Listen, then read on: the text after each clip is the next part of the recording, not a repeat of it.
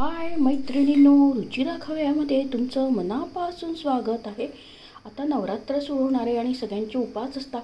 आपण काही काही साबुदाणा खिचडी वगैरे करत असतो, भगर करत असतो, भगरचे थालीपीठ करत असतो. आज आपण करणार आहे उपासाची बटाट्याची भाजी. एकदम झटपट होणारी, चविष्ट अशी.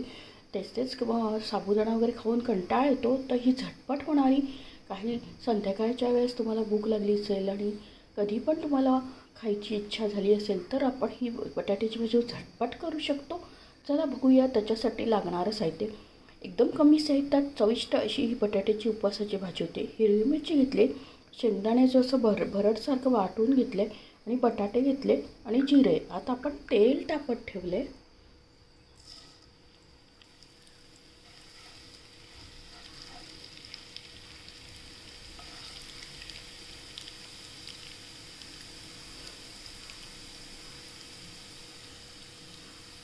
आता आपण मिरची टाकू, हिरव्या मिरच्या.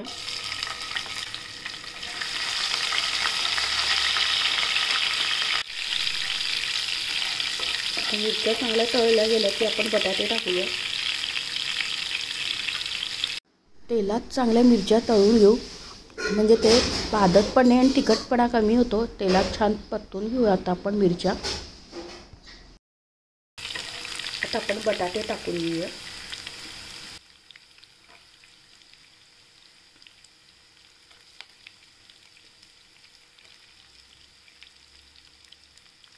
आपण आता तेलात खरपूस होऊन परतून घ्यायची.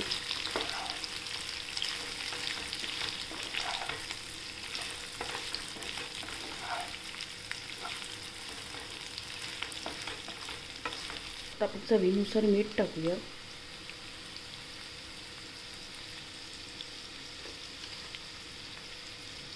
आता याचं आपण शेंगदाण्याचं कूट पण टाकणार आहे. आता छान परतून घेऊया. आपल्याला बटाटे छान खरपूस होईस तर आपण परतून घेऊ त्याला.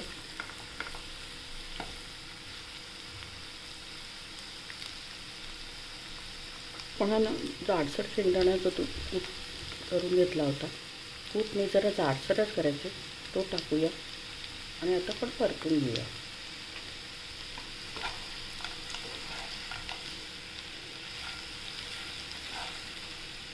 ही लहान मुलांना पण फार आवडते ही उपवासाची बटाट्याची भाजी. झटपट होणारी, एकदम छान चविष्ट अशी लागते. तर छान आपण त्याला परतून घेऊया 2 मिनटं. जसं खरपूस असं झाले बटाटे. आता आपण प्लेटमध्ये सर्व करूया. बटाट्याची उपवासाची भाजी रेडी आहे. झटपट होणारी आणि एकदम चविष्ट लागते. तुम्हाला जर वेळ नसेल आणि झटपट करून काहीतरी बटाटे करून घेतले की झटपट तयार होणारी ही भाजी, कमी साहित्यात पण चविष्ट अशी लागणारी भाजी. आता नवरात्र सुरू होतात आहे, तुम्ही अशी झटपट होणारी उपवासाची बटाट्याची भाजी नक्कीच करू शकता.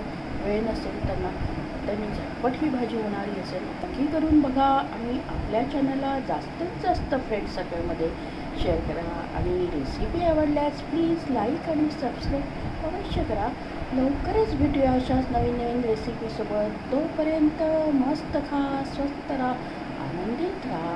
असाच मला सपोर्ट आणि प्रोत्साहन देत द्या. थँक्यू, धन्यवाद.